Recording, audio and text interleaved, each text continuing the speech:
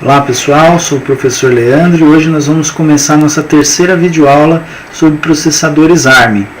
Então hoje nós vamos falar sobre inicialização de I/Os e acionamento de saídas. Na primeira aula a gente preparou o ambiente, instalou os programas, na segunda aula fizemos um projeto modelo e hoje nós vamos ver como é que a gente faz os acionamentos do I/O usando o pacote CMSIS.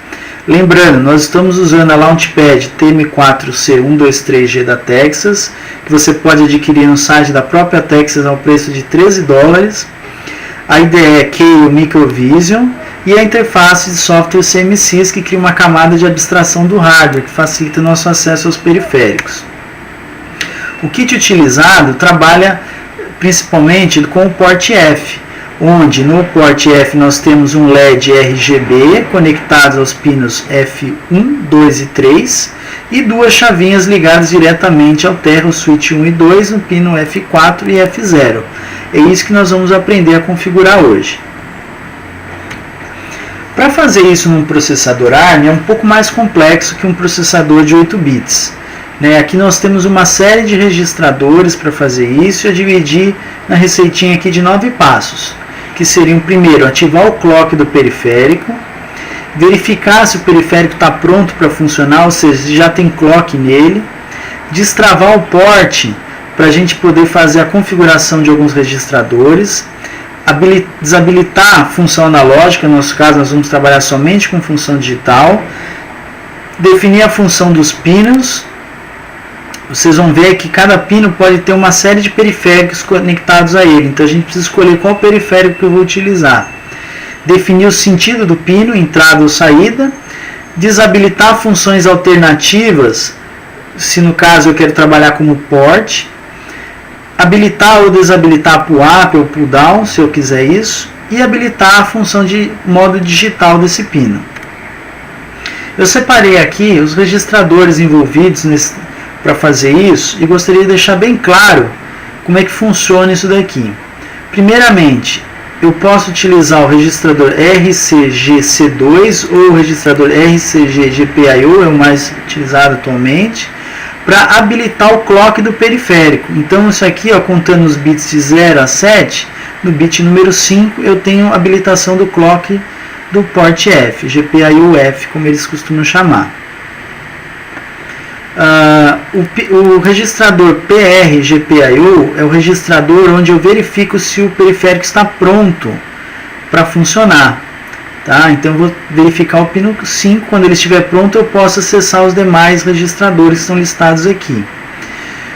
No port F, o registrador data vai me dar acesso aos pinos, leitura ou escrita aos pinos.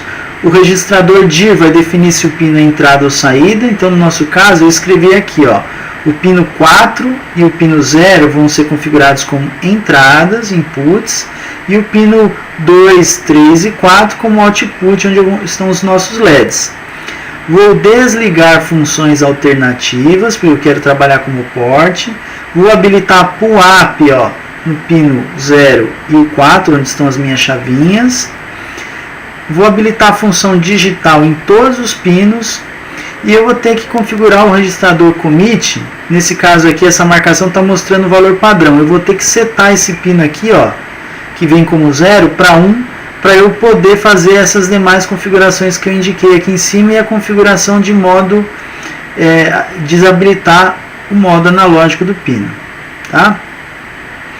O registrador chamado de PCTL é o registrador onde eu separo de 4 em 4 bits para definir a função alternativa de cada pino. Nós vamos ver aqui na tabela seguinte, como o port F só tem 5 pinos, ele vai do bit 0 apenas até o bit 19. E o registrador lock é o registrador que deve ser escrito com o valor 4C, 4F, 43, 4B, para que eu possa mexer no registrador CR e habilitar esse pino aqui para configuração. Se a gente dá uma olhadinha no datasheet, eu tenho aqui a indicação de pinos com funções especiais. E justamente o port F0 está com o registrador CR em 0, eu não consigo fazer configurações. Além dele, principalmente, nós temos a UART 0 como função especial e o port C de 0 até 3 com a função JTAG, onde está o nosso gravador. Tá?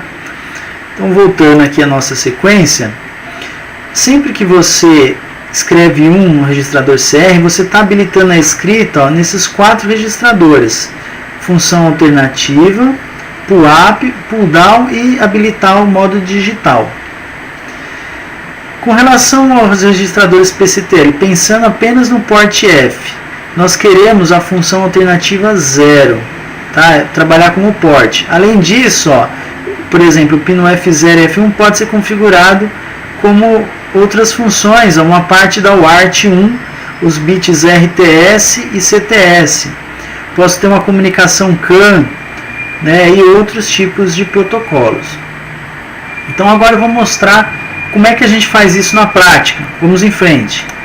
Nós tínhamos criado um projetinho na aula passada. Esse projetinho apenas tratava da inicialização do dispositivo e não tinha mais nada. Um laço infinito aqui. Então agora, o que eu vou fazer? Eu vou fazer essa configuração.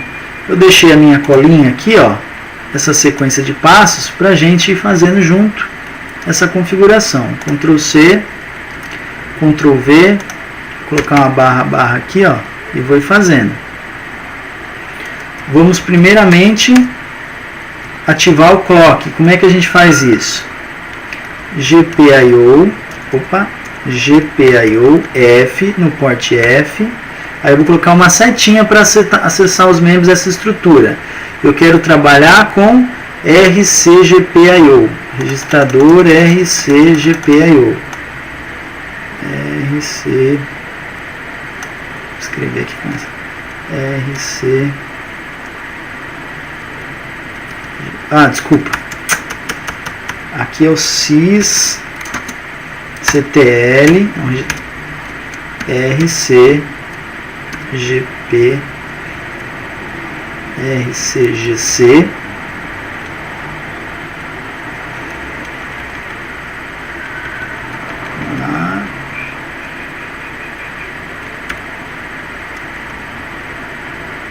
RCGPIO.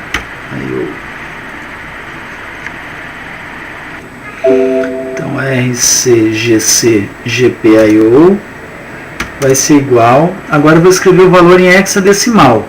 Eu quero habilitar o bit número 5, né? O número 4, número 5 do port F, ó. Então eu vou ter que escrever um valor 0, 0, 1 aqui, né? Então 2 em hexa, 2, 0, 0x, 2, 0. Fiz essa configuração. Próxima configuração. Verificar se o RGPIO está pronto. Vamos acessar essa mesma estrutura. RPGPIO. Tá? Esse aqui é o bit. Eu teria que verificar o bit número 5. Então eu vou fazer o seguinte, ó. While not o bit número 5. Vamos fazer uma máscara de end. Ó, 0x20. Isso aqui quer dizer o seguinte: enquanto o bit 5 estiver em 0, barrado em 1. Então, enquanto isso é verdadeiro, eu vou ficar esperando, tá? Para seguir as próximas configurações. Próxima configuração: destravar o port, né? Então nós vamos agora usar o GPIO F e nós vamos pegar o registrador lock.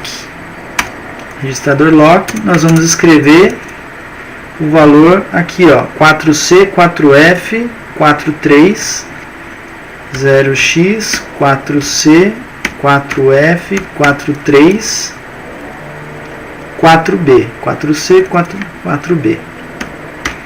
Tá, vamos botar maiúsculo, ficar mais bonitinho. Habilitei o clock. Agora vou copiar isso aqui, ó, fica mais fácil para nós, ó. CR igual, eu vou habilitar todos os 5 primeiros pinos. Então vai ser o valor 1F, 5 bits habilitados, o bit 0 até o bit 4, tá? Fiz isso. Próximo passo, destravar as funções analógicas, desabilitar funções analógicas.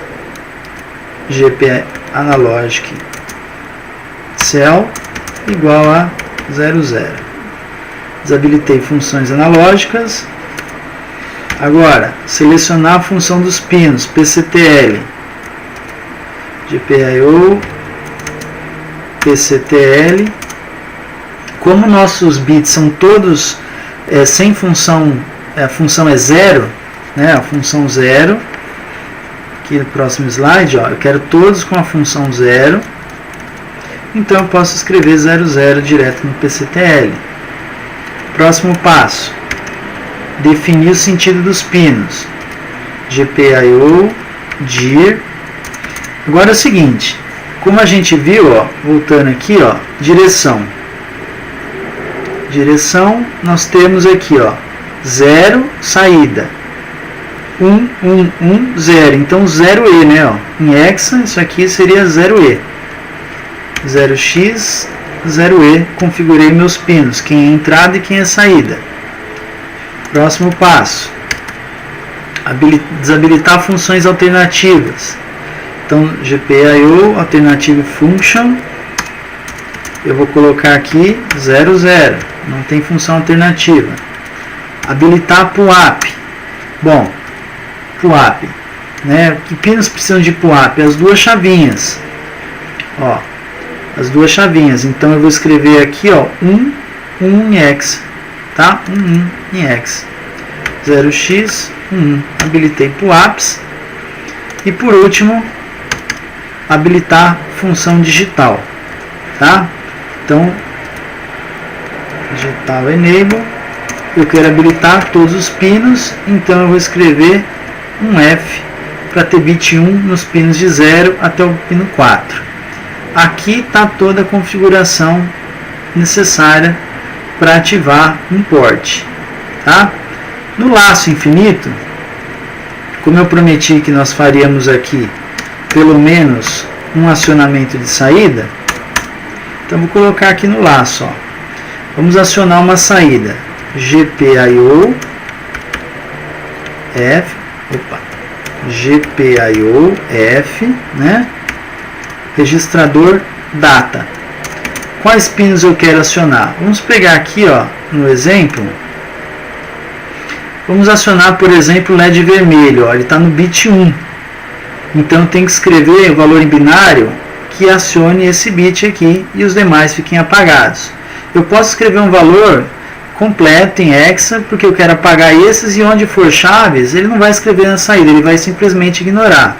Então 0x, 20, 02, bit 1 em 1, pensando sempre em conversão. Está pronto o código. Esse programinha aqui, teoricamente, ele vai fazer esse acionamento apenas do LED vermelho, né? Eu vou deixar a câmera aqui, ó. Você está vendo que eu já tenho um programinha rodando. Vamos compilar. 0 erros, 0 warnings. Para gravar, pessoal, a gente não tinha citado isso ainda. Aqui na varinha mágica, você vai vir aqui, ó, debug, e vai selecionar o gravador, ó, o Stellaris in Circuit Debug Interface, ó. Então aqui, Stellaris. Quando você quiser simular, use o Simulator. Para gravar, esse daqui, OK. E aí nós clicamos aqui no botão de Load. Ó, ele gravou o programa, OK. Né? Vou mostrar aqui, ó. O LED já apagou, e para rodar o programa a gente sempre aperta o botãozinho de reset que está aqui, ó.